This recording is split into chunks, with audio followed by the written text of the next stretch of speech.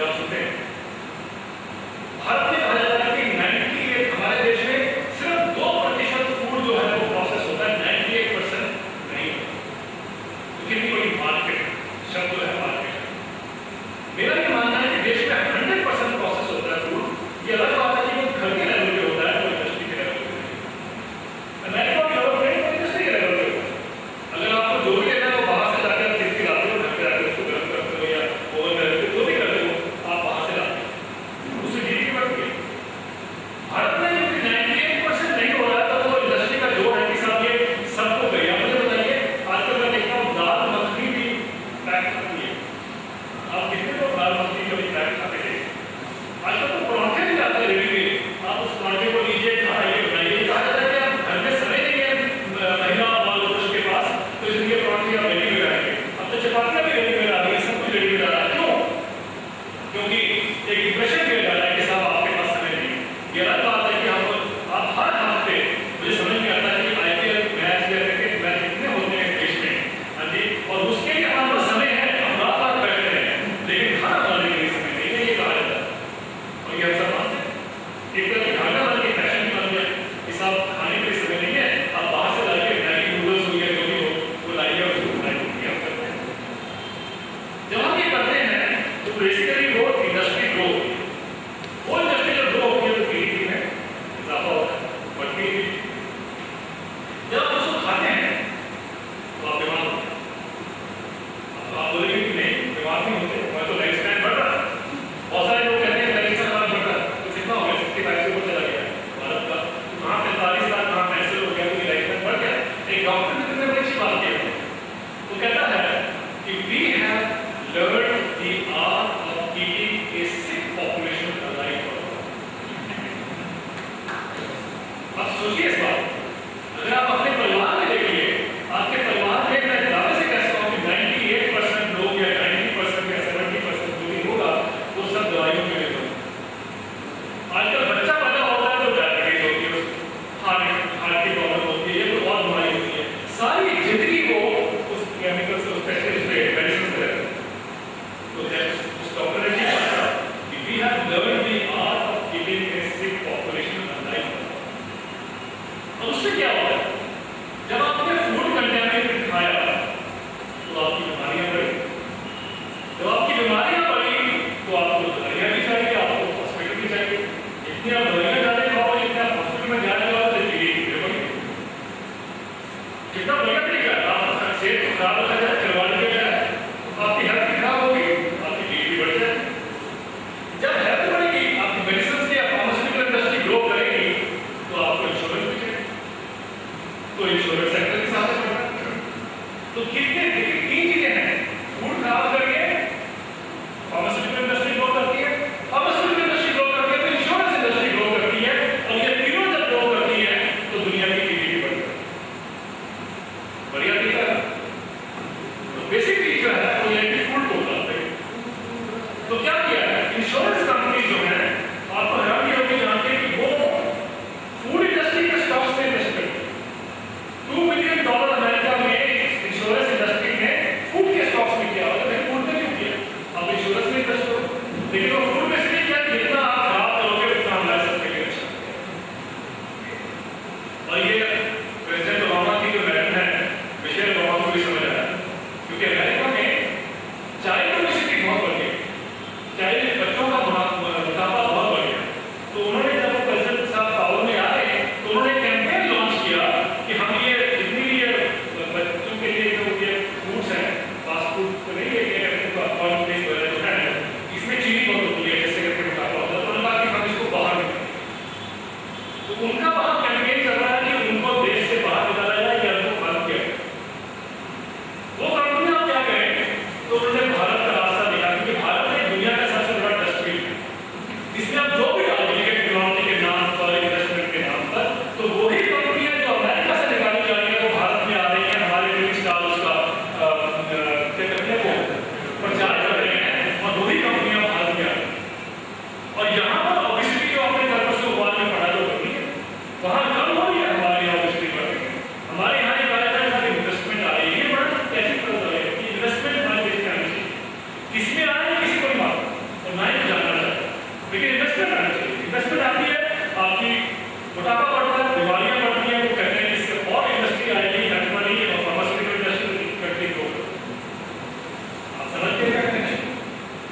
तो ये जो दुनिया का जो ये खेल हो रहा है, इसको क्या हम बदल सकते हैं?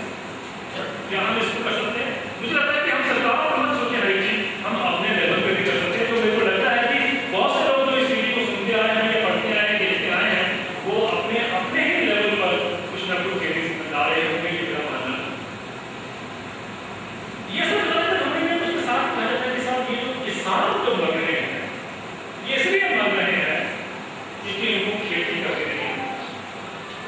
अक्सर ये कहा जाता है कि इनको खेती करने के लिए, मैं आपसे पूछता हूँ कि जो सदियों से खेती करते आ रहे हैं, आप कहते हो उनको खेती करनी है, तो खेती करनी है आपकी किसको? तो कहते हैं कि सब अमेरिकन किसान को खेती करनी है और यूरोपियन को भी आती है। अब देखिए इसका भी हमारे देश में कहा जाता है कि अगर इन ग्लोबलाइज्ड वर्ल्ड, अगर हमारे किसान को सर्वाइव करना है, आत्महत्या के दौर से निकलना है, तो उसको अपनी प्रोडक्टिविटी बढ़ानी है, पैदावार उसको बढ़ानी है। अगर वो पैदावार नहीं बढ़ाता है तो सुसाइड करे, आत्महत्या करे। क्यों? अमेरिका का जो किसान है उसकी पैदावार कितनी है वो देखिए, और इसलिए वो जीवित है क्योंकि उसकी पैदावार बहुत ज्यादा है। उदाहरण के लिए आप धान की बात करें, धान में पैडी के राइस में जो आप देखें, अमेरिका के जो किसान की औसतन एवरेज है प्रोडक्टिविटी वो 7 टन पर हेक्टेयर, हमारे देश में 3 टन पर हेक्टेयर। तो कहा जाता है कि जब तक हमारा किसान 3 टन से लेकर 7 टन तक पैदावार नहीं बढ़ाएगा तो उसके पास बचने का कोई रास्ता ही नहीं। और जब तक 7 टन पे नहीं करेगा तो हमारे दुनिया में हम एक्सपोर्ट का जो कंट्रोल है, एक्सपोर्ट का जो शेयर है हमारा, वो भी नहीं। और जब भी आप किसी कॉन्फ्रेंस में जाएं तो वहां पर ये सारे साइंटिस्ट हो या जो डेलीगेट्स होते हैं अमेरिका को, सब इस बात को एग्री करते हैं। प्रथम जो world food and farming Congress हुई इंग्लैंड में, इसमें की सारी इंडस्ट्री आई, इंडस्ट्री ने मुझे बुलाया, वहां भी यही बात रखी गई कि जब तक इंडिया में किसान इस लेवल पे नहीं आएंगे अमेरिका के, वो इकोनॉमिकली वायबल नहीं हो सकते। मैंने उनको चैलेंज किया, मेरा चैलेंज करने का जो सोच थी वो आपके सामने है। अमेरिका का किसान धान का 7 टन प्रति हेक्टेयर कर रहा है। सबसे बड़ा एक्सपोर्टर दुनिया में कौन है? धान। अभी हाल तक Thailand is the biggest exporter of rice. Thailand की जो प्रोडक्टिविटी है वो भारत से भी कम है, 2.8 पे है, हमारी 3 है। यानी इसका मतलब प्रोडक्टिविटी है nothing to do with export. दूसरा इकोनॉमिक ग्रोथ की बात करते हैं कि 7 टन वाला किसान जो है इकोनॉमिक वायबल है, 3 टन वाला जो है उसको आत्महत्या करनी चाहिए। अमेरिका में टोटल जो राइस होता है उसका जो आउटपुट है in terms of money $1.2 billion का राइस होता है टोटल प्रोडक्शन। अमेरिकन किसान को सर्वाइव करने के लिए उस पर नहीं डिपेंड कर सकता, उसको सर्वाइव करने के लिए सरकार सब्सिडी दे रही है प्राइवेट, और कितनी इनकम है वो 1.4 billion. To produce a crop of $1.2 billion, America is giving $1.4 billion to its farmers, rice farmers. वो पैदावार करके नहीं है वो किसान जीवित, उसकी जीवित है कि सरकार उसको डायरेक्ट देती है। हमारे देश में अगर 3 टन से वो 7 टन नहीं कर सकता किसान, उसको डायरेक्ट कौन देगा? हमारा किसान को अब होता है तो और ज्यादा करेगा जब ये 7 टन। कपास की बात है, आपका प्रदेश तो कपास में बहुत अहम, कपास के लिए अमेरिका में सिर्फ 20,000 कपास के किसान जो किसान कपास की पैदावार करते हैं। मैंने 2005 में गठन किया राष्ट्रीय टोटल कपास की जो प्रोडक्शन है अमेरिका की वो 3.9 बिलियन डॉलर की होती है, यानी टोटल कपास की प्रोडक्शन 3.9 बिलियन। लेकिन उनके किसान जीवित रह सकते हैं, 20,000 किसान है, उनको सर्वाइव करने के लिए या उनको कॉम्पेंसेट करने के लिए American government provides a subsidy of $4.7 billion. $4.7 billion to produce a crop of 3.9 billion, और उसके बाद $180 बिलियन इंडस्ट्री को देती है to buy the subsidised crop. उससे क्या होता है कि दुनिया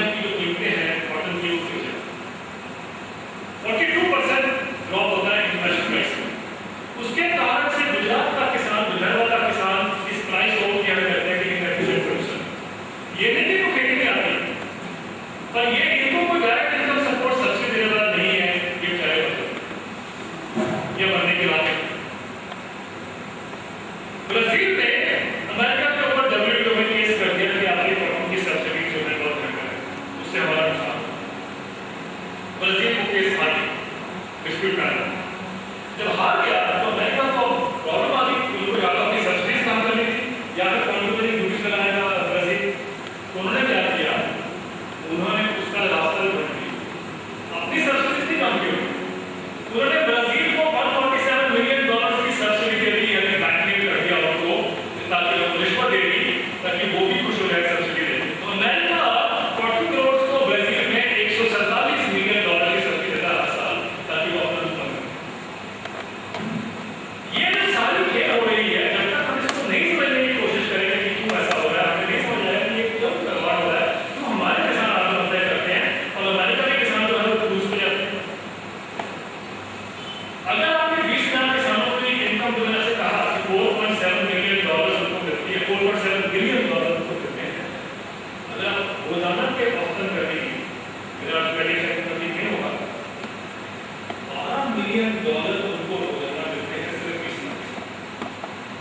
अब बताइए अवेलेबल है? मैं तो चाहूंगा भारत का हर किसान चलेगा कि मैं अमेरिका में कपास की खेती करूँ। ये कहना कि हमारे किसान को खेती में आती है, ये सारा इस तरह का बराबर बनाया जाता है ताकि हमारे इसके नीचे में मिल जाए कि हमारे किसान में खाद है, इनका कुछ में कौन है।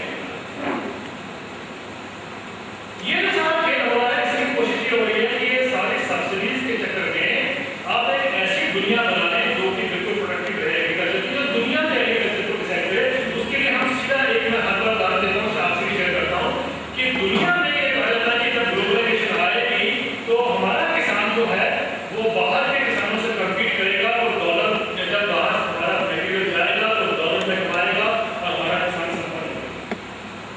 9 साल पहले मैंने एक आर्टिकल लिखा इकोलॉजिस्ट मैगजीन में इंग्लैंड में, और मुझे नहीं मालूम था जब मैंने लिखा कि वो एक शिका the economic thinking of the globalised world. मैंने उसमें पहली बार आर्टिकल में कंपेयर किया भारत के किसान को और अमेरिका की बात। मेरा उसके अध्ययन में ये था कि अगर आप अमेरिका में अमेरिका में जो लोग हैं वो देखते होंगे, आप जो इनकी गौशाला है वो भी आप गाय रखते हैं।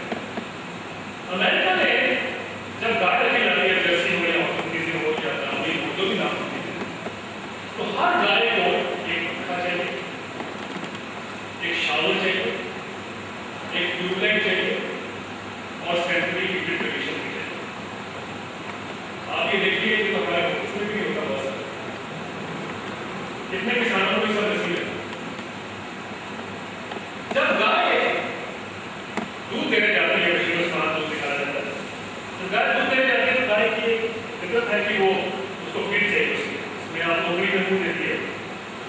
वहां पर अगर आप कभी जाए उसमें अमेरिका और यूरोप के डेयरी फार्म को देखें तो गाय के घर में पटा होता है, अब उस पटे पे एक कंप्यूटर चिप करते हैं। जब वो गाय दीवार में छेद है उसमें मुंह डालती है तो वो जो कंप्यूटर चिप है उसके गले पे वो दीवार में जो कंप्यूटर चिप है उससे मैच करता है और उससे पता चलता है कि गाय का बॉडी वेट कितना है, उसको कितने फीड चाहिए, उसमें कितने प्रोटीन चाहिए, और उतना ही निकल गया। यानी cow is the most food secure animal on earth.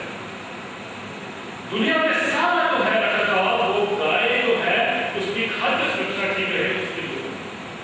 और ये आप जानते हैं कि हमारे देश में 32 करोड़ लोग जो है रोजाना भूखे पेट सोते हैं, और ये अधिकार यहाँ खत्म हो गया।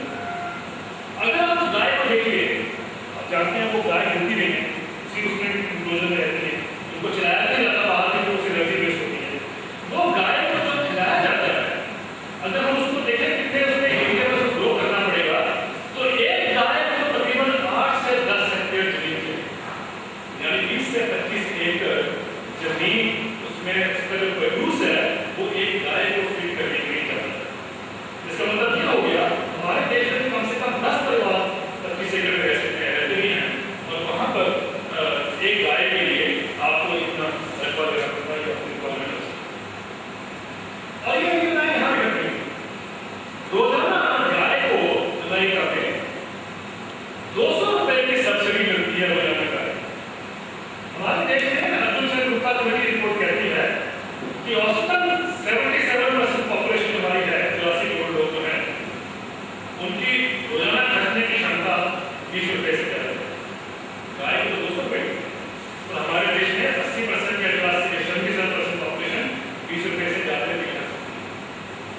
इतनी सब्सिडी वहां गाय को मिलती है कि every cow can travel around the globe in business class. उससे क्या होता है कि वहां का दूध सस्ता हो जाता है, आपको तो दूध भी पैदा करना नहीं आता, तो दूध भी वहां से आना चाहिए, चीज भी बढ़ गई। आपका तो डेवलपमेंट आपको क्योंकि आपको तो फोर्स करके होना कि आप धीरे धीरे तो जीडीपी कितना बढ़िया डेवलपमेंट का सिस्टम। तो ये जो सारा ये जो जंजाल एक तरह भुना जाता है, तो हमें समझने की जरूरत है क्या हो गया, और इसका समझने का एक रास्ता एक तो मैंने आपको बताया कि हम समझें कि ये क्या हो रहा है, कि मैंने बताया टेक्नोलॉजी कैसे है, कैसे उन्होंने हमारी एजुकेशन को लिया, एजुकेशन के बाद उन्होंने कैसे ये जो नए नए डेवलपमेंट्स किए जो सब्सिडी के साथ जुड़े हुए कृषि विभाग के साथ जुड़े हुए जो हमारे राय के जो है, और हमने उसको एक्सेप्ट किया। हमारे जो विद्वान हैं वो ये जो अमेरिका कहता है वो उसी भाषा में बोल रहे हैं, साइंटिस्ट नहीं नॉलेज के बारे में बोल। अब देखिए कहा जाता है कि साहब देश में अनाज सड़ रहा है, आप देखते हैं ये भी कहा जाता है कि साहब देश में किसान जो है वो इसलिए आत्महत्या कर रहा है कि उसको उचित दाम नहीं मिलता, क्यों? क्योंकि मिडलमैन खा जाता है। तो इसका सोल्यूशन क्या है? सोल्यूशन वो है जो आपने एडवर्टाइजमेंट देखी होगी, तो एक बच्चा भागता जा रहा है, वो मिट्टी में गिरती है, आपको माँ तो कहती है उठा के, कोई बात नहीं बेटा सर्फ एक्सेल है। तो ये एफडीए में जो है ये सर्फ एक्सेल, वो कहते हैं इससे जो अनाज सड़ रहा है वो भी हो जाएगा, किसान को बिटना नहीं करना हो जाएगा, किसान की आय भी बढ़ जाएगी, कंज्यूमर का भी फायदा होगा, और ये मान के हम सब चल रहे हैं कि एफडीए आ जाएगी, भले भले हो जाएगी देश। प्रधानमंत्री ने इसको लॉन्च करके एफडीए की बेस को कहते हैं कि ये कहा जाता है कि सब ये बड़ी बड़ी कंपनियां वॉलमार्ट, टेस्को, सेफ्री, ये सब कंपनियां भारत में आएंगी तो मिडलमैन की परिभाषा क्या है? Middleman is somebody between the producer and the consumer.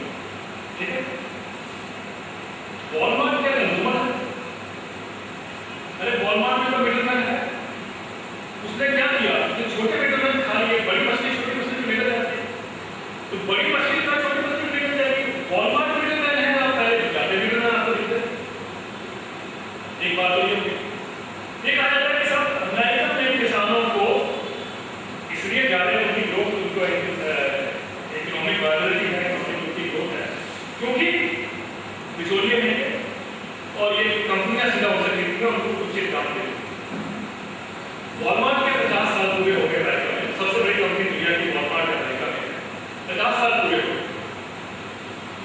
50 साल में क्योंकि वो कंपनी डायरेक्टली किसानों से खरीदती है, तो किसानों की इनकम तो बढ़नी चाहिए।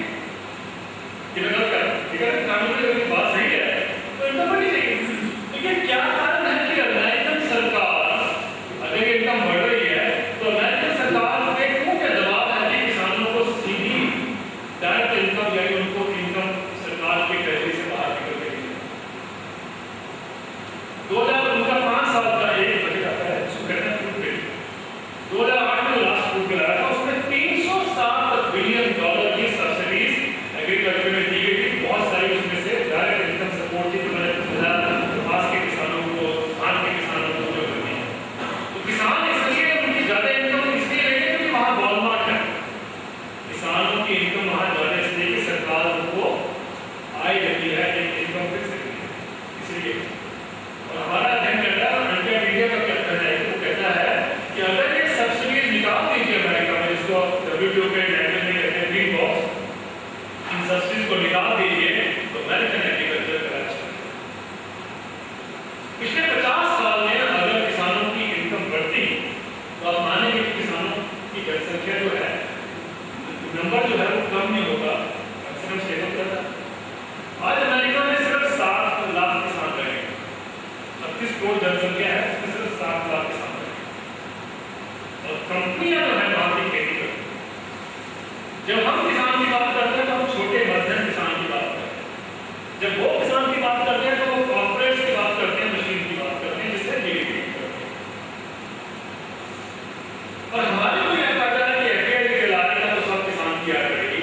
एक अध्ययन अमेरिका का एक अध्ययन है जो बताता है कि 1950 से पहले जब अमेरिकन किसान मार्केट में अपना माल बेचने जाता था, अपनी प्रोड्यूस बेचने जाता था, तो $1 के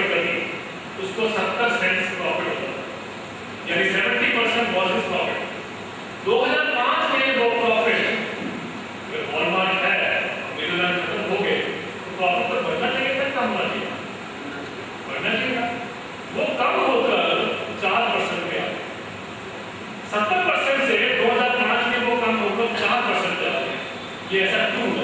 क्योंकि मिडिलमैन कम नहीं हुए,